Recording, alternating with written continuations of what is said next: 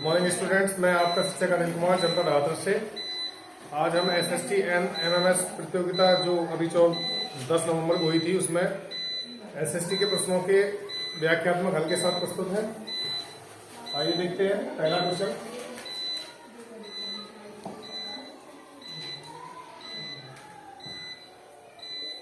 गायत्री मंत्र का उल्लेख किस वेद में किया गया है? तो गायत्री इसमें है ऋग्वेद। अगला क्वेश्चन, एलोरा के कैलाश मंदिर का निर्माण किन शासकों ने कराया था? तो किसमें कृष्ण द्वितीय है। पानीपत के तृतीय युद्ध में मराठा संघ को किसने पराजित किया? अहमद शाह अब्दाली।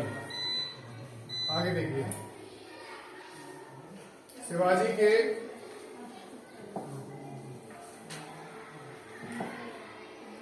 के अष्टप्रधान मंत्रिपरिषद में किसे सर्वोच्च स्थान प्राप्त था? तो देखिए, अष्टप्रधान जो थे बच्चों, अष्टप्रधान शिवाजी के मराठा साम्राज्य में थे और अष्ट दिग्गज जो थे वो कहा थे? अष्ट दिग्गज कहलाते थे कृष्णदेव राय। कृष्णदेव राय के शासनकाल में अष्ट दिग्गज होते थे। तो 8 इसमें प्रमुख व्यक्ति होते थे शासनकाल में, जिनमें सर्वोच्च पद जो था वो पेशवा का था। ठीक है, प्रधानमंत्री या पेशवा। धम्म महामात्रा की नियुक्ति किसके शासनकाल में हुई?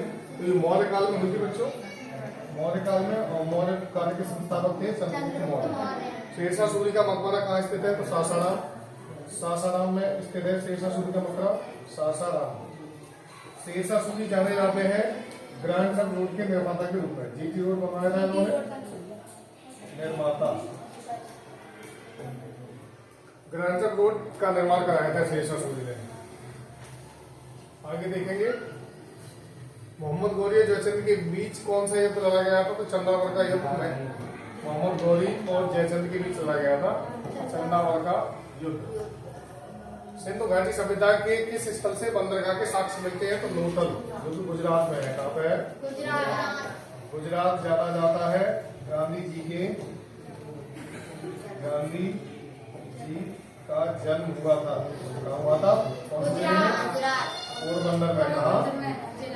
पोरबंदर में। ठीक है, आगे, कोलंबस किस देश का निवासी था? तो कोलंबस स्पेन का था। स्पेन है इसका आंसर। आगे देखेंगे,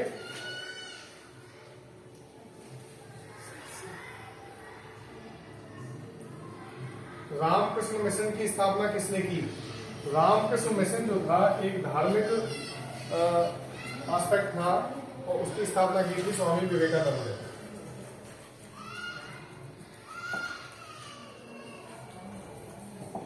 रामकृष्ण मिशन, स्वामी विवेकानंद। आगे, भारत में सत्याग्रह आंदोलन किसने चलाए थे? तो सत्याग्रह M.K. गांधी या महात्मा गांधी, जिनको राष्ट्रपिता भी कहा जाता है।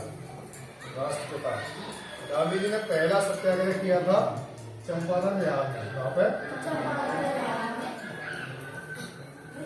बिहार। बुद्ध और महावीर दोनों की जमीन है। बुद्ध को ज्ञान प्राप्त हुआ था बिहार में और महावीर स्वामी ने भी कई प्रकार के कार्य वहां पर किए थे। तहकीक हिंद एक प्रसिद्ध पुस्तक है, ऐतिहासिक पुस्तक अल-बरूनी। एक मुगल काल में एक महान लेखक रहे हैं अल-बरूनी, उनके द्वारा लिखी गई थी तहकीक हिंद। आगे देखेंगे, निम्नलिखित में से कौन दिल्ली सल्तनत काल का अंतिम वंश था? अंतिम वंश था, तो दिल्ली सल्तनत काल का अंतिम वंश था लोधी वंश। कौन सा? लोधी वंश। इसके संस्थापक थे सिकंदर लोधी। सिकंदर लोधी, इन्होंने आगरा शहर की स्थापना की थी। आगरा शहर जिसमें ताजमहल है और रेड फोर्ट यानी लाल किला भी है। ठीक है, आगे देखिए, बाबर द्वारा तुझके बाबरी, ये बाबर की आत्मकथा है। तुझके बाबरी ये इनकी आत्मकथा है। आत्मकथा क्या होता है बच्चों? किसी व्यक्ति विशेष द्वारा अपने बारे में लिखी गई, स्वयं के द्वारा लिखी गई कहानी को आत्मकथा कहते हैं। तो ये आत्मकथा है बाबर की, तुझके बाबरी। और ये लिखी गई थी आपकी तुर्की भाषा में, तुर्की ईरानी भाषा को बोलते हैं, ईरान को। अगला, हर्षवर्धन हर 5वें साल दान समारोह का आयोजन कहाँ करते थे? प्रयागराज में, इलाहाबाद प्रयागराज, जो कि संगम भी कहलाता है। ठीक है, त्रिवेणी संगम बोलते हैं इसे। क्या बोलते हैं?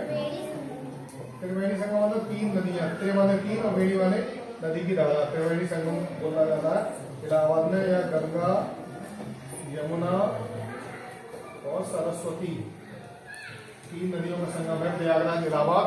पहले इसको इलाहाबाद था, अभी हाल ही में इसका नाम बदलकर प्रयागराज कर दिया गया है। आगे देखते हैं अगला क्वेश्चन।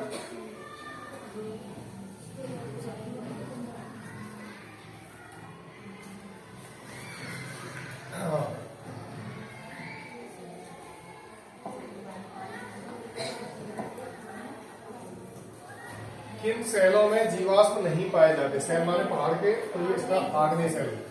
इनमें से कौन सी एक रबी की फसल है? तो रबी की फसल है गेहूं, चना। यहाँ गेहूं की रबी की फसल है।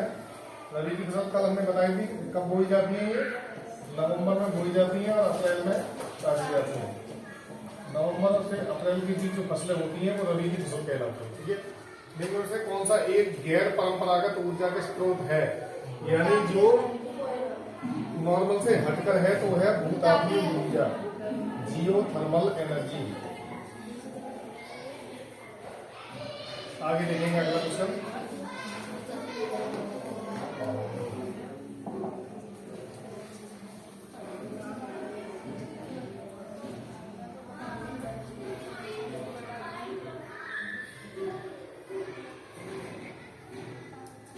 कौन सा पे चल रहे थे हम? 144। भूतापीय ऊर्जा हो गया। अब आएगा साहब ये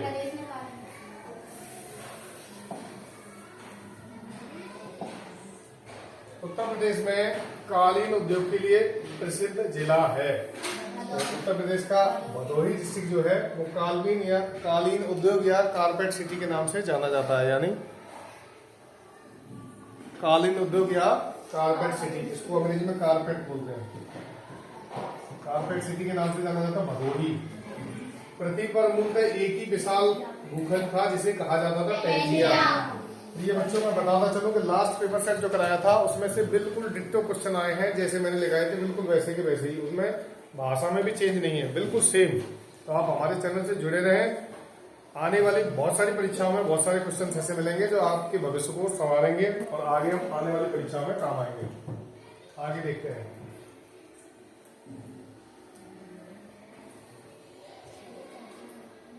निम्नलिखित में से कौन सी धारा ठंडी नहीं है?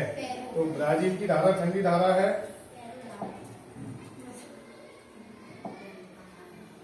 ब्राजील की ठंडी है, बेंगिला की ठंडी है, लेब्रोड ठंडी जाती है, ठंडी धारा है। लेकिन पेरू की धारा गर्म धारा है। कैसी है?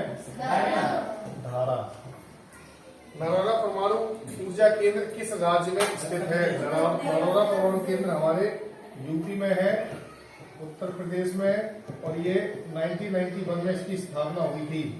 और ये परमाणु द्वारा परमाणु विद्युत केंद्र है। विद्युत केंद्र, देखो बच्चों, जहां भी परमाणु केंद्र होता है, मान लो ये हमारा परमाणु केंद्र है, बॉयलर लगे रहते हैं यहाँ बहुत बड़े भट्टी सी, इसके आसपास बहुत सारे पेड़ पौधे लगाए जाते हैं, बहुत सारे ग्रीनरी, कम से कम 3 से 4 किलोमीटर तक, 3 से 4 किलोमीटर तक पर किसी भी परमाणु केंद्र के चारों ओर हरे पेड़ पौधे लगाए जाते हैं, क्योंकि उसमें परमाणु ईंधन जो इस्तेमाल होता है उससे विकिरण निकलता है बहुत भयानक, और विकिरण को सोखने के लिए हरे पेड़ पौधे बहुत लाभकारी होते हैं, ताकि वहां रहने वाले व्यक्तियों को या आसपास की जनता को रेडिएशन का सामना ना करना पड़े। इसमें 92 यूरेनियम 235 आइसोटोप्स का इस्तेमाल होता है, कहीं थोरियम भी इस्तेमाल होता है, कहीं प्लूटोनियम भी इस्तेमाल होता है।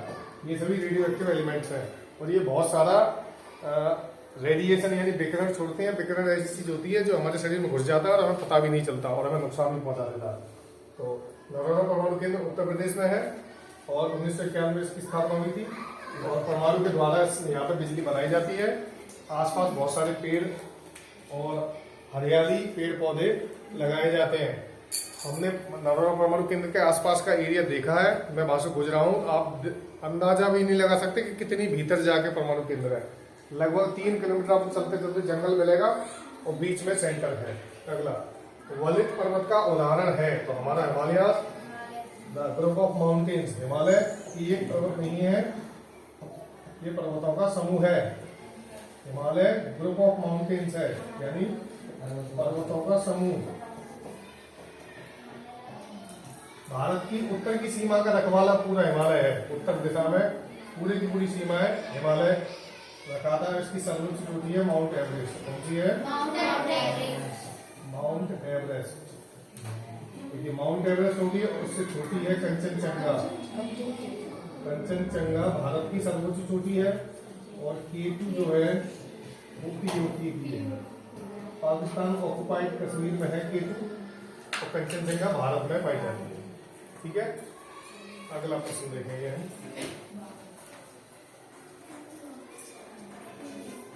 भारत में मानसून की उत्पत्ति निम्नलिखित में से किन पवनों के द्वारा होती है? मानसून बच्चों समझा दूं मैं। अगर भारत के नक्शे में हम देखेंगे,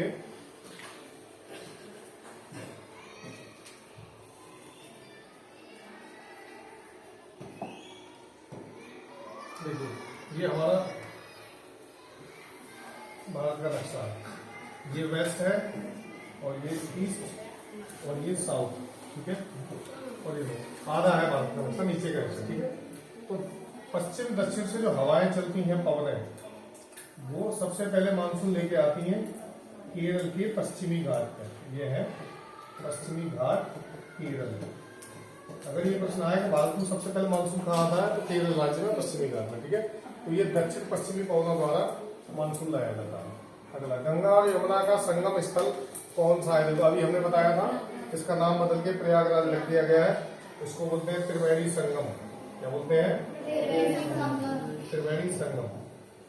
3 नदियों का स्थल है। इस पे गाना भी बना है, गंगा यमुना सरस्वती प्यार का ये पैगाम है। और जहाँ पर तीनों घुल मिल जाए उसी का संगम नाम है। बहुत प्राचीन तो नहीं, पुरानी फिल्म है गंगा यमुना सरस्वती। महान अभिनयकर्ता अमिताभ बच्चन की मूवी है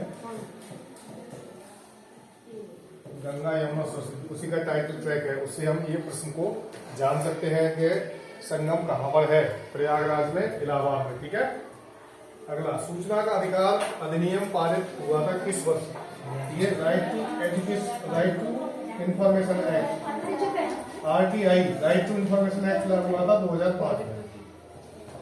इस अधिनियम के द्वारा हम किसी भी अधिकारी से कोई भी सूचना लिखित के रूप में ले सकते हैं। इसी को RTI बोलते हैं। ठीक है, कभी कभी हमारे मन में बहुत सारे प्रश्न होते हैं, ये कैसे हुआ, ऐसा कैसे हुआ, उसकी जानकारी के लिए हम RTI का इस्तेमाल करके किसी से भी ये सवाल पूछ सकते हैं। निम्न में से कौन सा संसद का अनन्य भाग नहीं है?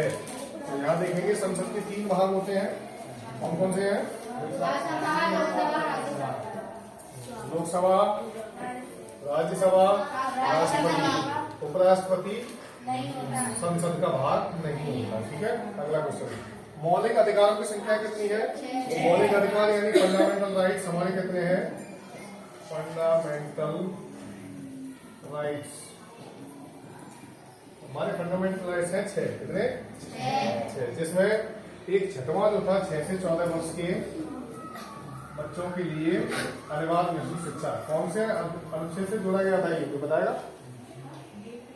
6 से 14 वर्ष के बच्चों को 21 अनिवार्य, 21 में नहीं है अनिवार्य शिक्षा। चलो कोई बात नहीं, तुक्का नहीं मानते। राज्यसभा किसके द्वारा भंग की जा सकती है? इसका आंसर है राष्ट्रपति।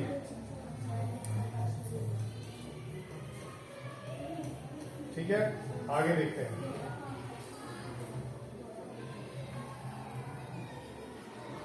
भारतीय संविधान के अंतर्गत निम्नलिखित में से किसे मूल अधिकारों का संरक्षक माना जाता है? तो देखो हमारे जो फंडामेंटल राइट्स होते हैं बच्चों, जो हमारे अधिकार हैं, 6 मूल अधिकार हैं। अभिव्यक्ति की स्वतंत्रता और शिक्षा लेने की स्वतंत्रता, धार्मिक अभिव्यक्ति की स्वतंत्रता, राइट टू एक्सप्रेशन, बोलने की आजादी, ये सारे अधिकार हमारे मूल अधिकार में आती है। तो इनका संरक्षण करता कौन होता है? इनका संरक्षण करता होता है राष्ट्रपति। न्यायपालिका बिल्कुल सही जवाब है। हमारे राइट्स को सिक्योर करता है मुख्य न्यायाधीश या न्यायपालिका या कोर्ट। ठीक है, आगे लोकतंत्र का चौथा स्तंभ क्या है? देखिए, लोकतंत्र 3 मुख्य स्तंभ है, न्यायपालिका,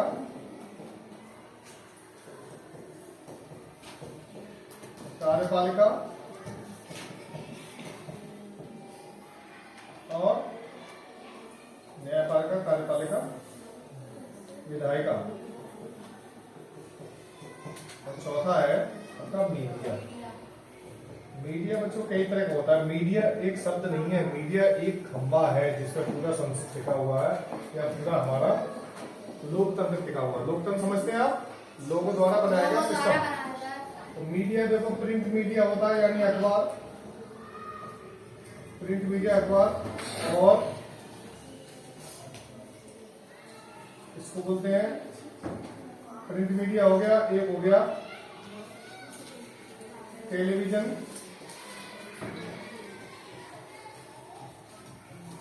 और एक होता है सोशल मीडिया, इसको बोलते हैं इलेक्ट्रॉनिक मीडिया। इलेक्ट्रॉनिक मीडिया क्या होता है और सोशल मीडिया तो आप समझते ही हैं। देखिए, इसे 3 में समझा दें। प्रिंट मीडिया जो होता है बच्चों, उसमें आते हैं न्यूज़पेपर और पत्रिकाएं, अखबार और पत्रिकाएं। ठीक है। इलेक्ट्रॉनिक मीडिया में आता है टेलीविजन, डिश टीवी वगैरह वगैरह। ठीक है, टीवी पे जो न्यूज आते हैं, अलग अलग चैनल आते हैं। और सोशल मीडिया में आता है आपका सबसे पहले व्हाट्सएप, फेसबुक, ट्विटर, इसका नाम एक्स कर दिया है, और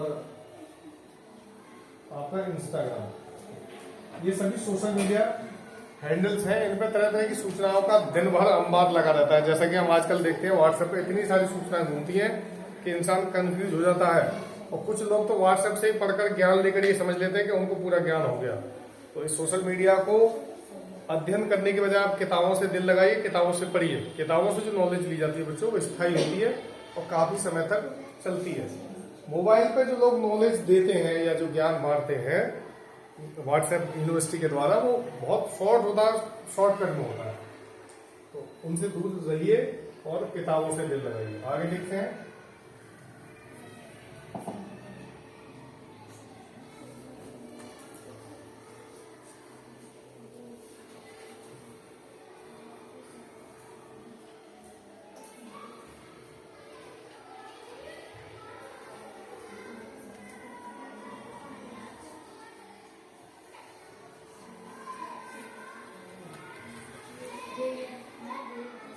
अगला,